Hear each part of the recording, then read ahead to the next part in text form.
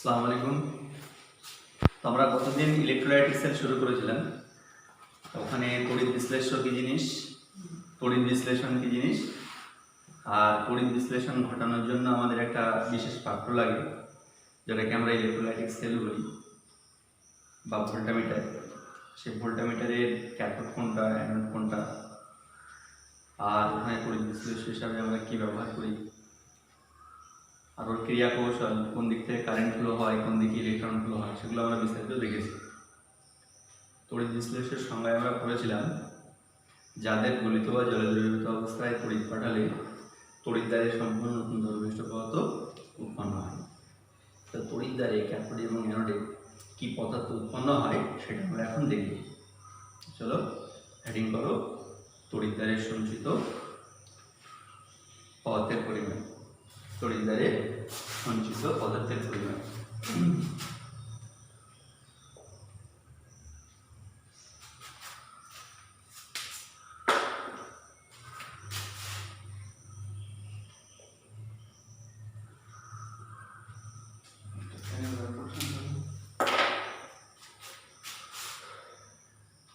তড়িৎদ্বারে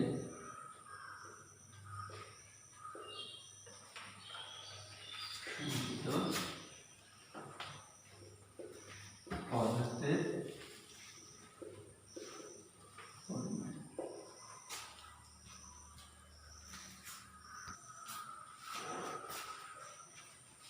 আমরা এখানে তড়িৎ বিশ্লেষ্য লিখব।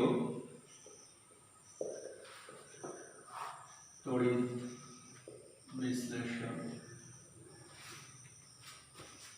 আর এখানে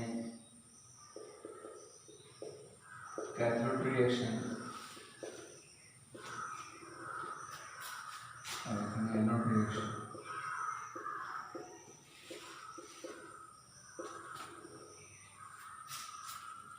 খেয়াল করো, আমরা দেখেছিলাম যে ক্যাথোডে রিডাকশন ঘটে নাকি, রিডাকশন ঘটে। তো ক্যাথোডে কারা যায়, অ্যানায়নগুলো যায় না ক্যাটায়নগুলো যায়? একটা তড়িৎ বিশ্লেষ্য পদার্থের দ্রবণ আছে, ধরে NaCl নিলাম, তাহলে Na প্লাস আর Cl মাইনাস আছে, দ্রবণটা ঘুরে গেছে। তো এটা আমাদের বাম দিকে নেগেটিভ এন্ড ছিল, এটাকে আমরা ক্যাথোড বলছিলাম। এটা পজিটিভ এন্ড ছিল, এটাকে আমরা অ্যানোড বলছিলাম। তো ক্যাটায়নগুলো ক্যাথোডে আসবে।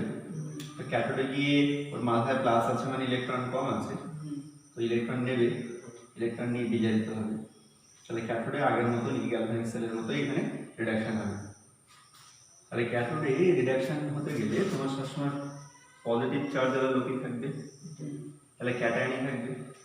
আমরা খুব একটা ইম্পর্টেন্ট পয়েন্ট দিচ্ছি, দেখো এখানে জল আছে, কি আছে, তো জলের রিডাকশন হলে ইলেকট্রন জল দুটো গ্রহণ করে এখানে H+ আছে, জলের মাথায় হাইড্রোজেনের H+ জারণ সংখ্যা আছে। আমি আগে ইন জেনারেল দেখাই।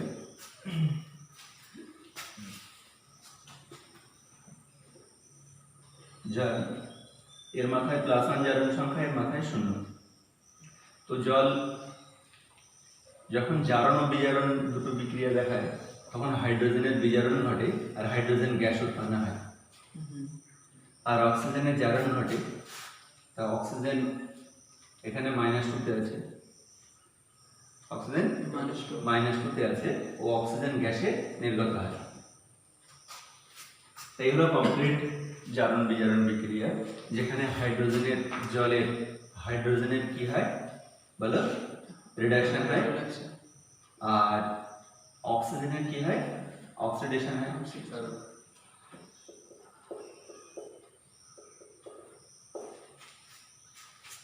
এখন অ্যানোডে বা ক্যাথোডে শুধু কি আমাদের ফুল জারণ বিজারণ করবে, না যে কোনো একটা করবে, হয় জারণ অথবা বিজারণ, হাফসেল রিঅ্যাকশন। তো জল যখন ক্যাটায়ন হিসাবে, যেমন Na+ আছে, আমরা যদি জলীয় মিডিয়াম নিই, তো এখানে জলও তো আছে। জলের যখন রিডাকশন হয়, জলের যখন রিডাকশন হবে তখন অক্সিজেনের জারণ সংখ্যা একই থাকবে, শুধু কার জারণ সংখ্যা চেঞ্জ হবে। হাইড্রোজেনের তো দেখো জল ইলেকট্রন গ্রহণ করে এর মাথায় +1 ছিল, তো সেটা হাইড্রোজেন গ্যাস হয়ে যাবে। আর অক্সিজেনের মাথায় যেমন 2- ছিল তেমন 2- থাকবে। তাহলে এটা হলো জলের বিজারণ বিক্রিয়া। কি বিক্রিয়া হলো? বিজারণ বিক্রিয়া। বিজারণ বিক্রিয়া কার এটা?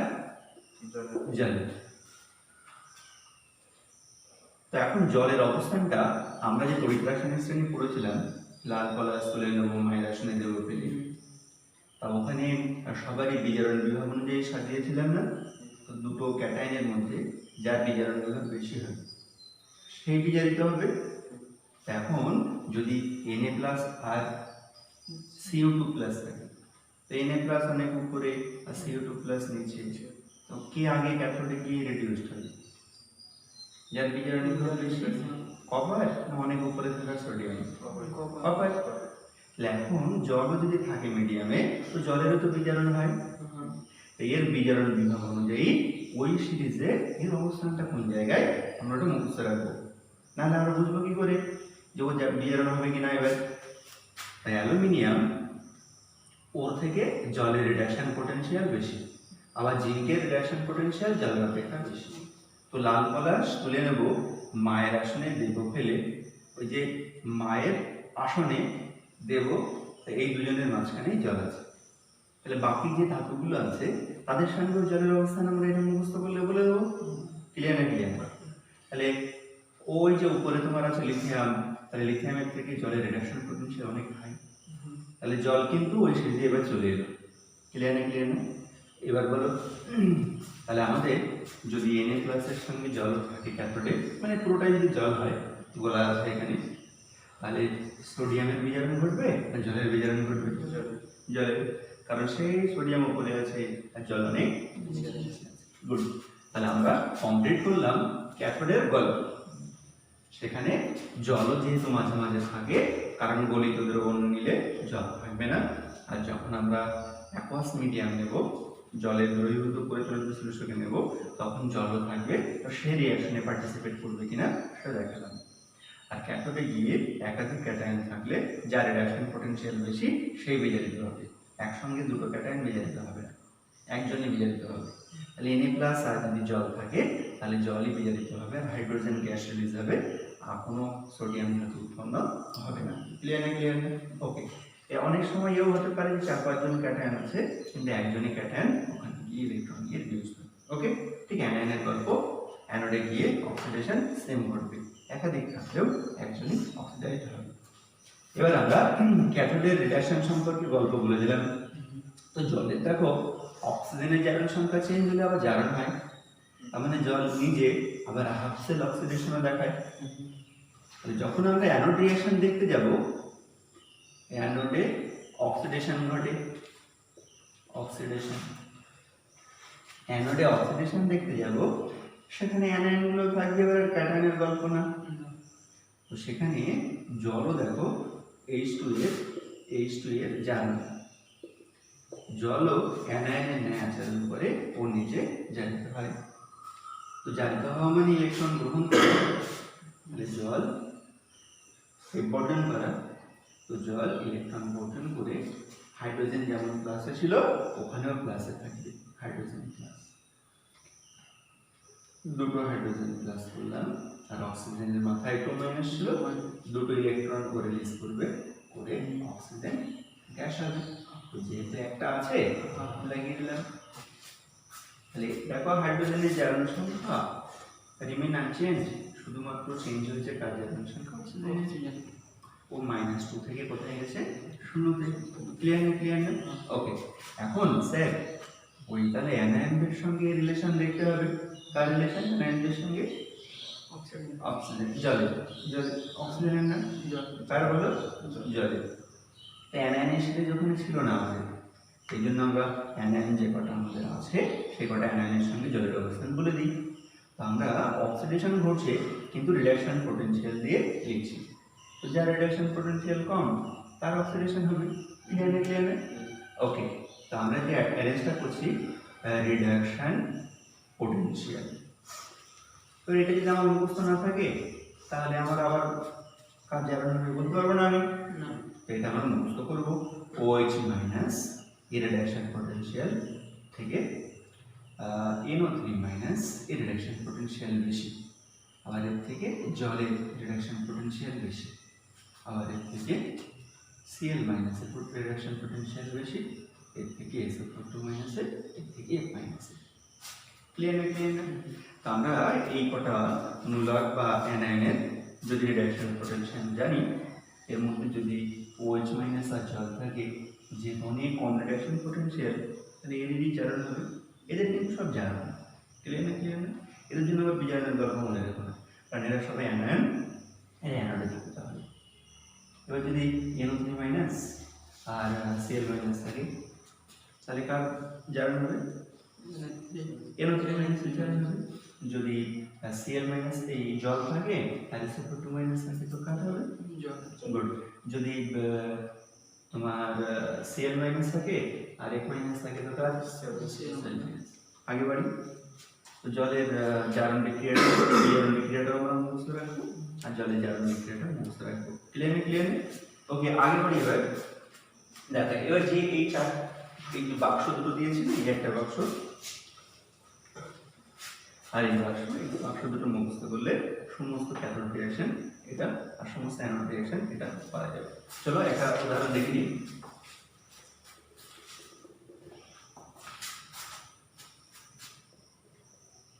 আমরা ইলেকট্রোলাইট হিসেবে কি নিলাম? NaCl। NaCl কে আমরা গলিত অবস্থায় নিচ্ছি, ফিউজড অবস্থায়, হ্যাঁ? আর NaCl কে নেব জলে দ্রবীভূত অবস্থায়, ইন অ্যাকুয়াস মিডিয়াম, জলে দ্রবীভূত অবস্থায়। তো দেখো, তোমাদের নিটে যদি কোশ্চেন আসে তো এখানে এরকম ডিটেইলস না দিয়ে দেখো এখানে Fu লেখা থাকবে ফিউজড, আর এখানে Aq লেখা থাকবে অ্যাকুয়াস। ওকে, দেখো স্যার এটা দেখে নাও। তাহলে এটা ভাঙলে Na প্লাস আর Cl মাইনাস, তার জল তো নেই, জলবিহীন, গলিত মানে শুধু তাপ দিয়ে গলানো হয়েছে। তাহলে তোমার ক্যাথোডে শুধু কি আয়ন থাকবে? ক্যাথোডে কি আয়ন যাবে? একজনই, কোনো কম্পিটিটর নেই, তাহলে Na প্লাস যাবে। আর অ্যানোডে শুধু একজনই, Cl মাইনাস। তাহলে এখানে কোনো ঝামেলা নেই, তাদের ইন্ডিভিজুয়াল রিডাকশন অক্সিডেশন ঘটালেই ঝামেলা হয়। তো আমাদের রিঅ্যাকশন তো সব জানা, Na প্লাস প্লাস C হয়ে গেল সোডিয়াম ধাতু। তো সোডিয়াম ধাতু জমা হবে, তোমার এখানে সঞ্চিত পদার্থ কি হলো? সঞ্চিত পদার্থ ক্যাথোডে এনে সঞ্চিত হয়। ব্যাস শুধু এনে লিখে দিলাম। আর গ্যাস হলে জমা জায়গায় নির্গত হয় লিখবে। হ্যাঁ, এখানে কি লিখবো? জমা হয়। এবার Cl মাইনাস ইলেকট্রন বর্জন করবে, Cl পরমাণু হলো। তো Cl তো পরমাণু অবস্থায় থাকে না, হয়ে গেল। তাহলে ক্লোরিন গ্যাস নির্গত হবে। তাহলে এখানে সঞ্চিত পদার্থ হচ্ছে Cl2 গ্যাস নির্গত হয়। এবার তাহলে অ্যাকুয়াস নিয়েছি, তাহলে ক্যাথোডে কি কি আছে বলো? ক্যাথোডে Na প্লাস আছে আর H প্লাস না জল, H প্লাস মানে অ্যাসিড, H প্লাস মানে কি? হ্যাঁ, এই জন্য জল বলতে হবে। আমাদের ওই সিরিজে হাইড্রোজেনের যেখানে অবস্থান ছিল না, সেটা কিন্তু অ্যাসিডের অবস্থান, যে কোনো অ্যাসিড। ক্লিয়ার নাকি কিনা? ওকে, এবার বলো এখানে এরা অক্সিডেশন করতে এসেছে না রিডাকশন? রিডাকশন। তো রিডাকশন সেল নিচের দিকে তাকাবো না উপরের দিকে তাকাবো? রিডাকশন নিচের দিকে। না, ওই বাক্স দিকে তাকাবো না, এই বাক্স দিকে তাকাবো। এটা অক্সিডেশন না, অ্যানোডে বিক্রিয়ার জন্য দেখবো না মাইনাস প্লাস উপরে। তাহলে এটা তো এখন এন এর অবস্থান উপরে আছে না জলের অবস্থান? এন এর উপর আছে। গুড। তাহলে রিডাকশন পোটেনশিয়াল কার বেশি, এন এর না জলের? জলের। তাহলে জলের বিজারণটা, জলের যে বিজারণটা মুখস্থ করতে বলেছি ওইটা লিখে এই বিক্রিয়ার দিকে তাকাবো না, কিন্তু এই বিক্রিয়ার দিকে। এটা অক্সিডেশন অ্যানোডে ক্লিয়ার নাকি না? ঝামেলা যেন না হয়। হ্যাঁ, বলো দেখে দেখে বলো। 2 H2O minus 2 H2 plus 2। এই এই +1 থেকে 0 তে গেছে না, তো এটা গ্রহণ হয়েছে ইলেকট্রন, এটা রিডাকশন লিখছি না, বিজারণ বিক্রিয়া গ্রহণ, আর এটা মাইনাস, এটা বর্জন। ঠিক আছে নাকি? যাই হোক বলো, plus 2 H2 H2 plus 2 to OH minus, তাহলে OH মাইনাস, এ তো অ্যাকোয়াস, আয়ন মানে অ্যাকোয়াস, জলে থেকে যাবে, তো কোনো রোল নেই, শুধু জলের পিএইচটাকে চেঞ্জ করবে, জলের পিএইচটাকে চেঞ্জ করবে, ক্ষারের পরিমাণ বেড়ে গেলে পিএইচ বেড়ে যায়, তো পিএইচ বাড়িয়ে দিল। যাই হোক, আর এই হাইড্রোজেন গ্যাস বলে, এই গ্যাসগুলো নির্গত হবে, তাহলে কি ক্যাথোডে সঞ্চিত পদার্থের জায়গায় আমরা কি লিখবো, হাইড্রোজেন গ্যাস H2 গ্যাস নির্গত হয়, নির্গত হয়।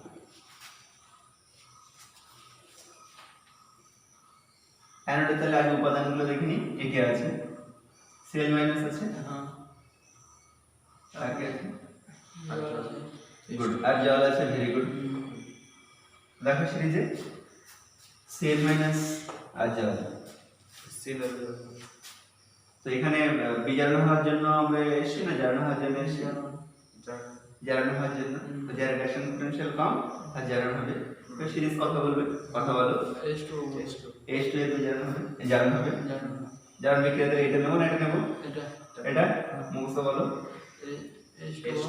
H2O minus 2E 2H plus half O2, তাহলে এখানে O2 গ্যাস নির্গত হয়।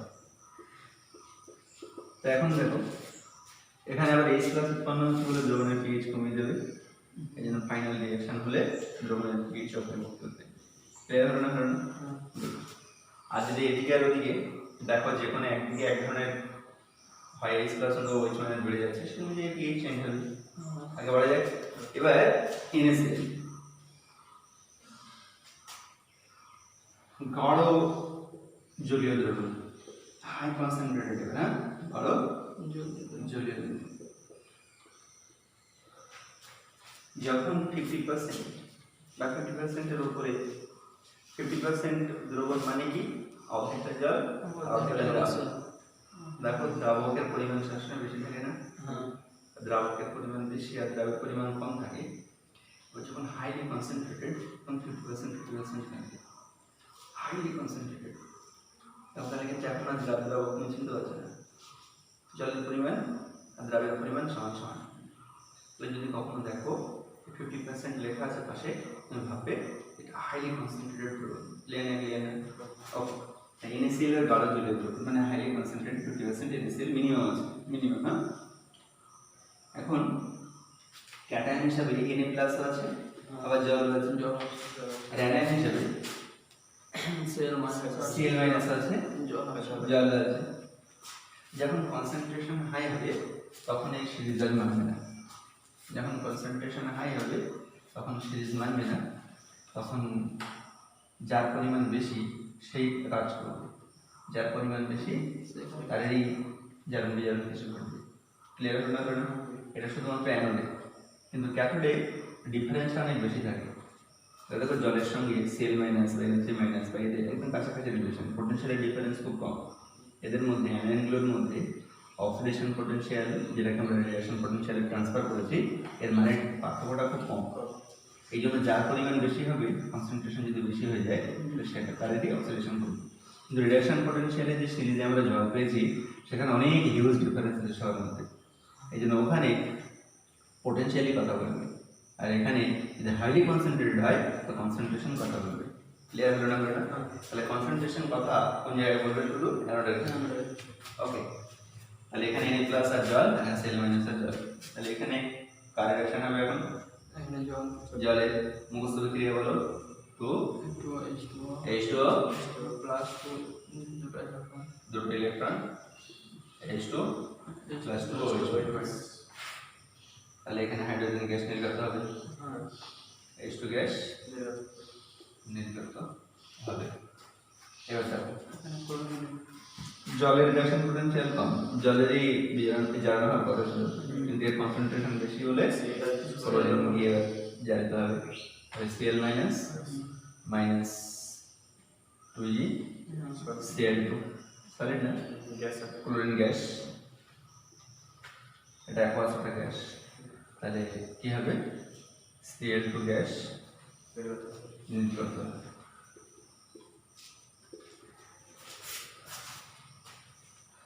ইনিশিয়াল দিয়ে পুরো হিস্ট্রি বলা হলো, এবার অ্যাপ্লাই করতে দেবো, কপি করো।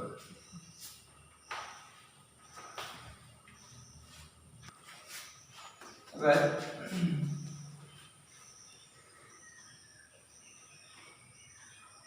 আম্লিক জল, আম্লিক জল মানে কি অ্যাসিড মিশ্রিত জল। তো অ্যাসিড মিশ্রিত জলে আমরা তড়িৎ পাঠাচ্ছি। তোমাদের ক্যাথোডে অ্যানোডে কি উৎপন্ন হয় বলতে হবে। উপাদানগুলো বলো অ্যাসিড মিশ্রিত জলে, আমি শুধু উপাদানগুলো লিখবো, বলো।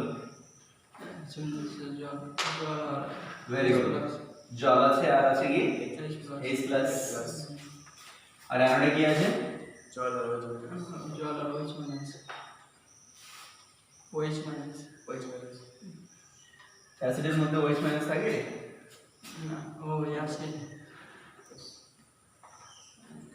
একটা উদাহরণ দিয়ে দিই। ধরো লঘু সালফিউরিক অ্যাসিড, লঘু সালফিউরিক অ্যাসিড, অ্যাসিড মিশ্রিত জল মানে কি জল অ্যাসিড অল্প আছে আর জল অনেক বেশি। তাহলে এই যে অ্যানায়ন আছে না SO2 মাইনাস, এই অ্যাসিডের অ্যানায়ন, তো ওর কনসেন্ট্রেশন খুব কম, এই জন্য শুধু আমরা জল লিখলাম। ক্লিয়ার হচ্ছে না হয়নি? ওকে, তাহলে অ্যাসিড মিশ্রিত জল যদি বলে তাহলে আমরা অ্যানোডে এই অ্যাসিডের অ্যানায়নটাও পাবো, অ্যাসিডের। তাহলে এখানে কার রিঅ্যাকশন হবে? সিরিজ মনে রেখে বলো। ভেরি গুড, কারণ জল দেখো অনেক উপরে অবস্থিত, সেই জিঙ্ক আর অ্যামোনিয়ার মাঝখানে, আর H প্লাস অনেক নিচে। তাহলে এখানে আমাদের H প্লাসের রিঅ্যাকশন হবে, তাহলে H plus plus 2E hydrogen gas. আচ্ছা, এখানে তাহলে জলের অক্সিডেশন হবে, এটা লিখছে না, অক্সিডেশন তোমাদের লিখতে হবে, এই রিঅ্যাকশনটা তোমাদের করতে হবে। হ্যাঁ বলো, পুরো কমপ্লিট হয়ে গেছে যখন 2H plus plus half on next. এবার H2SO4 ডাইলিউট, আমি শুধু অ্যানায়ন লিখবো, ক্যাটায়ন লিখবো, আর তোমরা রিঅ্যাকশনটা হোমওয়ার্ক করে কতদিন দেখাবে আমাকে বলো। উপাদানগুলো বলো শুধু।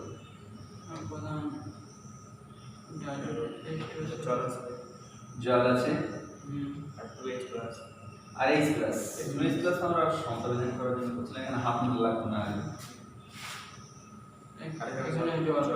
জল তো আছে। আর ফাইনাইট নিয়েছি SO4 2 মাইনাস। তো এখানে কার কার যার রিঅ্যাকশন হবে, কার এই বিজারণ হবে, কার H প্লাস এর বিজারণ হবে, রিঅ্যাকশন তোমরা কমপ্লিট করবে, রিঅ্যাকশন তোমাদের হাতে। আচ্ছা, এখানে কার হবে? গুড, H2 এর জারণ হবে, রিঅ্যাকশন তোমার হাতে। নেক্সট H2SO4 50%, আমাদের জল আছে আর 50% সালফিউরিক অ্যাসিড। কি কি আছে? H2 আছে আর H প্লাস আছে। এখানে H2O SO4 अब बोलो এখানে কার রিঅ্যাকশন হবে? গুড, H প্লাস এর রিঅ্যাকশন হবে, same reaction plus 2E H2 gas নির্গত হবে। আর এখানে SO4 2 minus, very good, SO4 2 minus.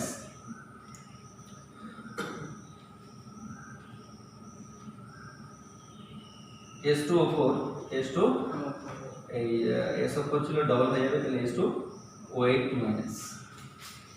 আর এখানে জারণ সংখ্যা হচ্ছে +6, আর এখানে জারণ সংখ্যা হচ্ছে 8 গুণ 16 থেকে 2 বার দিলে কত হয়, 2 দিয়ে ভাগ করলে কত হয় 8। তাহলে এখানেও 6, এখানেও 6, তাই এখানে একটা করে ইলেকট্রন বর্জন করে এখানে যাচ্ছে, 2 ইলেকট্রন বর্জন করে ওখানে গেল, আগে 2 দিলাম সমাধান এখানে। খেয়াল করো, তো এটা হচ্ছে তোমরা ক্লাস 11 এ পড়েছিলে ক্যারোস অ্যাসিডের মার্সেল অ্যাসিডের লবণ, এর নাম পার ডাইসালফেট আয়ন। নাম কি? পার ডাইসালফেট।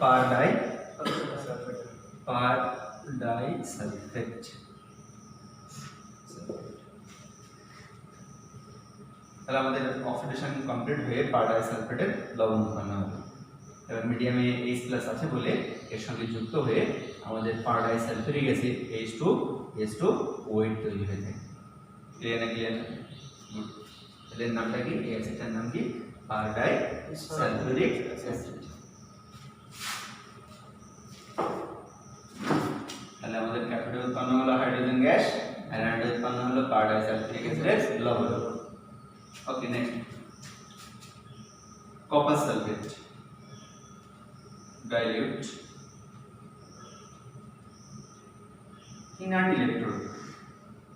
inert electrode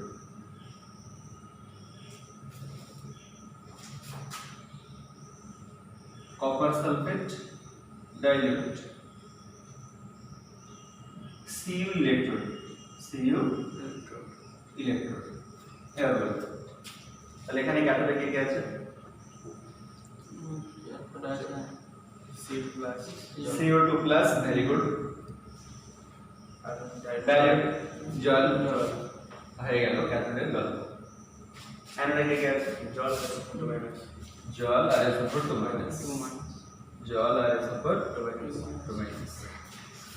inert electrode, electrode participate করবে না। আর অ্যাক্টিভ ইলেকট্রোড মানে কি? ইলেকট্রোড পার্টিসিপেট করবে, মানে ইলেকট্রোড ওখানে থাকবে। ক্লিয়ার? এগুলো সব ইনার্ট ইলেকট্রোড, ইলেকট্রোডের কোনো গল্প ছিল না।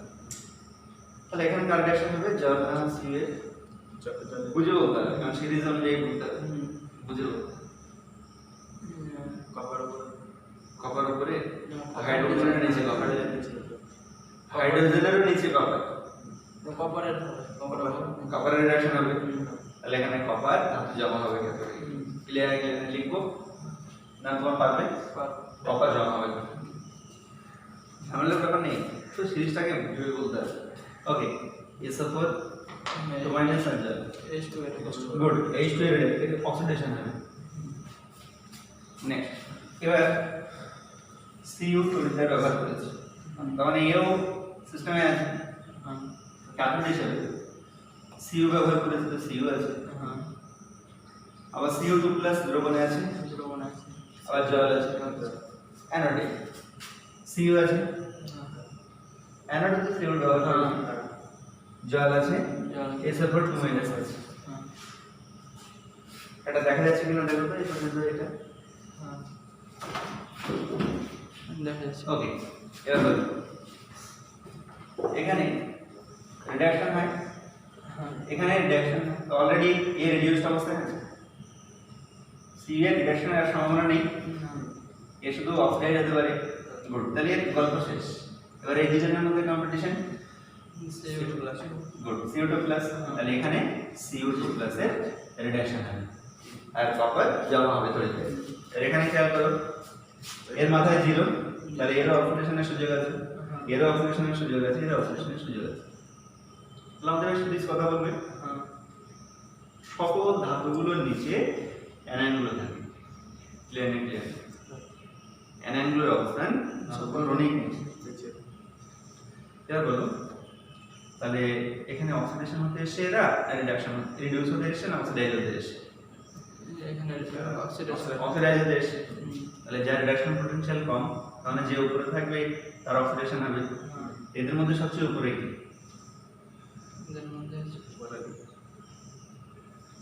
SO4 সবার নিচে, তার উপরে জল আছে, তার উপরে তো ধাতুগুলো সিরিজ কপারের হবে। আর এই জল কিন্তু এই রিডাকশন জল না, এই জল হলো অক্সিডেশন জল। ক্লিয়ার? এই জন্য ওই জলের সঙ্গে এই জল যেন তুলনা করো না, এখানে কারণ এখানে অক্সিডেশন হবে, আর অক্সিডেশন অনুযায়ী এই পোটেনশিয়াল দেওয়া হবে। তুলনা হবে না? তাহলে এখানে কপারের জারণ হবে। দেখো কপার সলিড ফর্মে ছিল, 0 মানে সলিড, তাহলে কপার তড়িৎদ্বার না এটা, তাহলে কপার তড়িৎদ্বার দুটো ইলেকট্রন বর্জন করে কপার 2+ হিসাবে দ্রবণে চলে আসবে। তাহলে সলিড থেকে অ্যাকুয়াস হয়ে গেল, তাহলে কপার ধাতু যে তড়িৎদ্বারটা ব্যবহার করেছিলে সেটা আস্তে আস্তে হয়ে যাবে। তাহলে অ্যাক্টিভ ইলেকট্রোড যদি ব্যবহার করি আমরা এইভাবে ওরা অ্যানোড রিঅ্যাকশন করে হয়ে ক্ষয়প্রাপ্ত হয়। ক্লিয়ার না ক্লিয়ার? তাহলে আমরা এই ধরনের উদাহরণ হোমওয়ার্ক হিসাবে করব।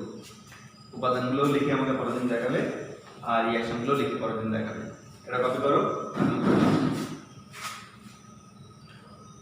এটা করনি হোমওয়ার্ক নাও।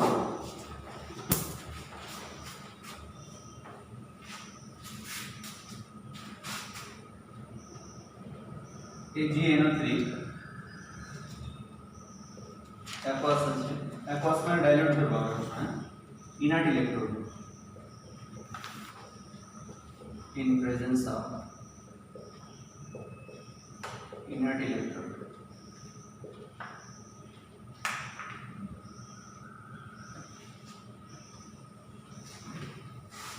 AgNO3 aqueous Ag electrode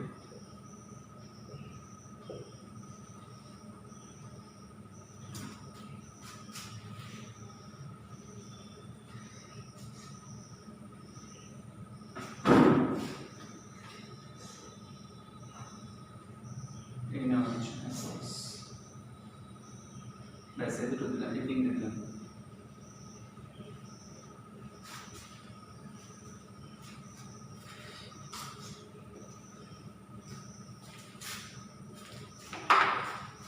कब तक गया लो?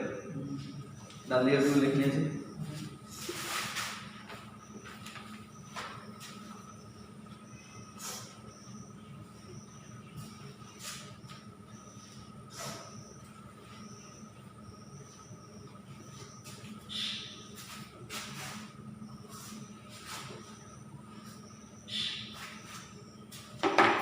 খেয়াল করো তাহলে আমরা যদি অ্যাক্টিভ ইলেকট্রোড নিই তাহলে অ্যানোডে কি করবে বললাম অ্যাক্টিভ ইলেকট্রোড যদি নাও তাহলে অ্যানোড হয়ে যাবে আস্তে আস্তে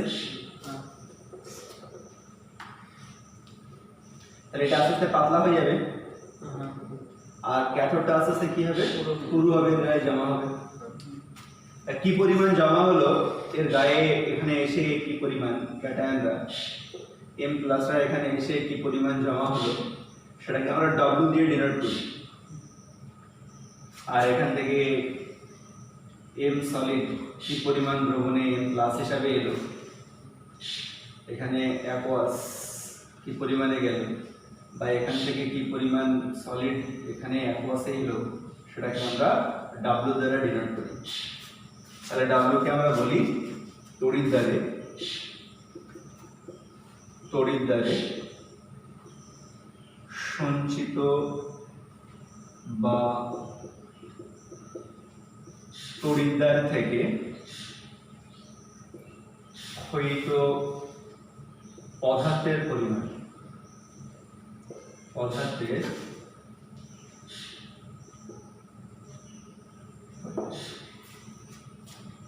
খেয়াল করো তো আমরা এখানে ব্যাটারি কানেক্ট করেছি তো এখানে কারেন্ট পাঠাবো এখন কি পরিমাণ কারেন্ট পাঠালাম তড়িৎ পরিমাণ তার এককটা আমরা দুভাবে এক্সপ্রেস করি একটা হচ্ছে কুলম্ব আর একটা ফ্যারাডে তো কুলম্বকে ক্যাপিটাল কিউ দিয়ে ডিনোট করি আর ফ্যারাডেকে ক্যাপিটাল এম দিয়ে তো কুলম্ব আর ফ্যারাডের মধ্যে রিলেশন হচ্ছে 1 ফ্যারাডে সমান 96500 কুলম্ব ক্লিয়ার না এখন তড়িৎ প্রবাহ মাত্রা এটাকে আমরা I দিয়ে ডিনোট করি তড়িৎ প্রবাহ মাত্রা I দিয়ে ডিনোট করি আর সময় এর এককটা আমরা জানি অ্যাম্পিয়ার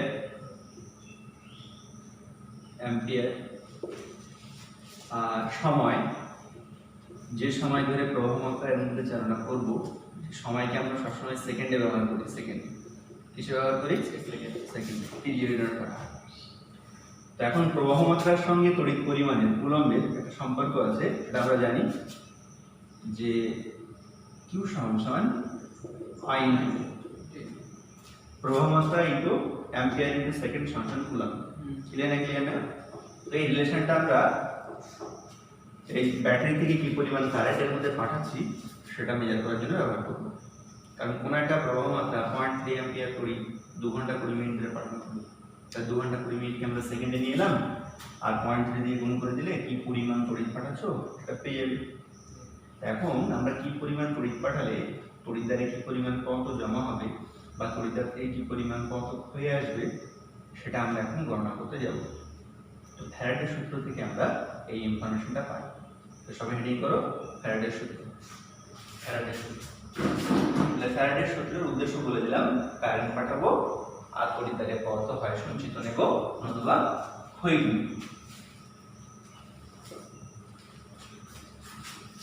একটা জিনিস মনে রেখো, এখান থেকে যে কটা ক্যাটায়ন দ্রবণে যে কটা ধাতু দ্রবণে আসবে আয়ন হিসাবে সেই কটা ক্যাটায়নই ওখানে গিয়ে বিজারিত হয়ে ধাতুতে জমা হবে। তার মানে ক্ষয়িত পদার্থের পরিমাণটা আর সঞ্চিত পদার্থের পরিমাণটা সবসময় ইকুয়াল হয়। ক্লিয়ার না? ফ্যারাডের সূত্র,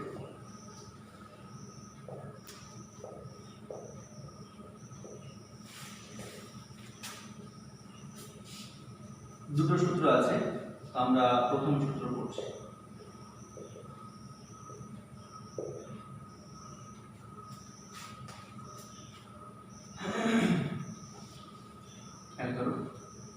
সূত্রটা পরে বলি, আর গাণিতিক রূপটা আগে বলছি। হ্যাঁ, গাণিতিক রূপ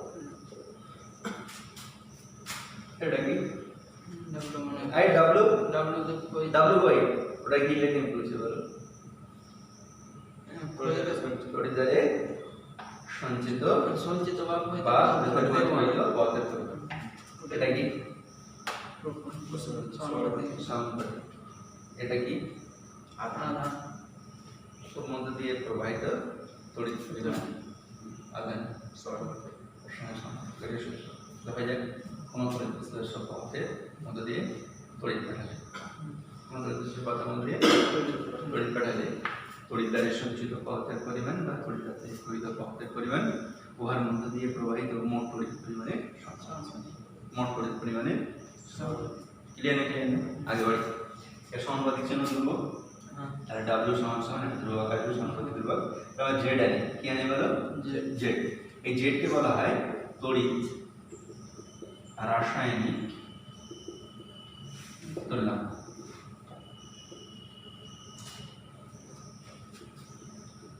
চলো সংজ্ঞা রিপ্রেজেন্ট করে ফেলো। দেখো একটা তড়িৎ বিশ্লেষণের মধ্যে তুমি 1 সেকেন্ডে 1 অ্যাম্পিয়ার তড়িৎ পাঠাও, তাহলে কিউ সমান সমান 1 * 1। হ্যাঁ 1 পেয়ে যাবে, আর কিউ 1 হয়ে গেলে যতটা জমা হবে সেটাই হলো, যতটা হয়ে যাবে সেটাই হলো, যতটা জমা হবে সেটাই হলো, যতটা হয়ে যাবে সেটাই হলো। সঙ্গে সঙ্গে কোন তড়িৎ বিশ্লেষ্য পদার্থের দ্রবণে 1 সেকেন্ডে 1 অ্যাম্পিয়ার তড়িৎ পাঠাবে। তড়িৎদ্বারে সঞ্চিত পদার্থের পরিমাণ বা তড়িৎদ্বারে ক্ষয়িত পদার্থের পরিমাণকে বলা হয় তড়িৎ রাসায়নিক। আমরা দুটো একসঙ্গে বলবো না, যে কোনো একটা বলবো। সঞ্চিতটাই আমরা নিয়ে এর পরবর্তী যাত্রা শুরু করবো। তাহলে সংখ্যাটা ওইভাবে বলে রাখবেন, কোন তড়িৎ বিশ্লেষণের মধ্যে 1 সেকেন্ডে 1 অ্যাম্পিয়ার তড়িৎ পাঠালে তড়িৎদ্বারে যে পরিমাণ পদার্থ সঞ্চিত হয় তাকে বলা হয় একক। গাণিতিক রূপ থেকে এককটা আমাকে শোনাও। এর একক তো গ্রাম আর এর একক কুলাম, তাহলে এর একক কি হবে? গ্রাম কুলাম ইনভার্স। আগে বাড়ি। এবার দ্বিতীয় সূত্র, সেকেন্ড ল।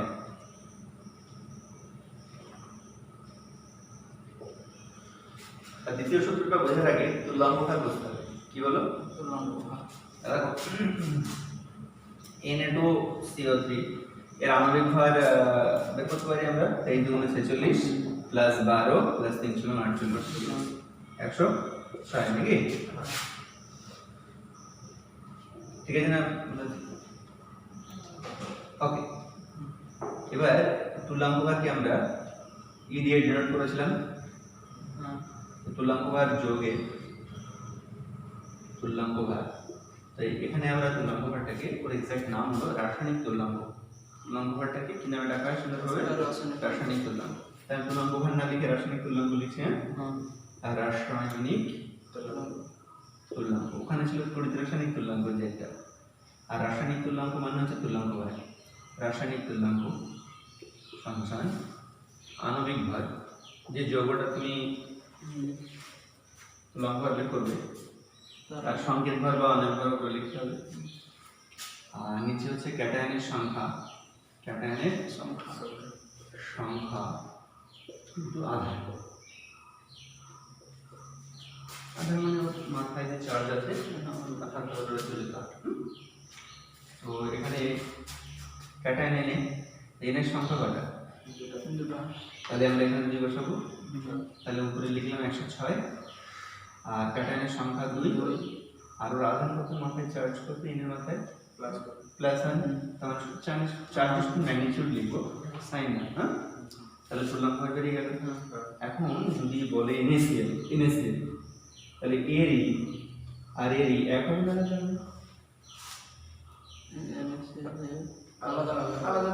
যদি বলে HCl তাহলে এরই আর এরই এক হবে না? ক্লিয়ার না? ক্লিয়ার। এখন দেখো তুমি একাধিক ভিন্ন ভিন্ন তড়িৎ বিশ্লেষ্য পদার্থের দ্রবণ নিয়েছো, একাধিক ভিন্ন দ্রবণ নিয়েছো, নিয়ে তুমি প্রত্যেকের মধ্যে সমান পরিমাণ কারেন্ট পাঠাচ্ছ।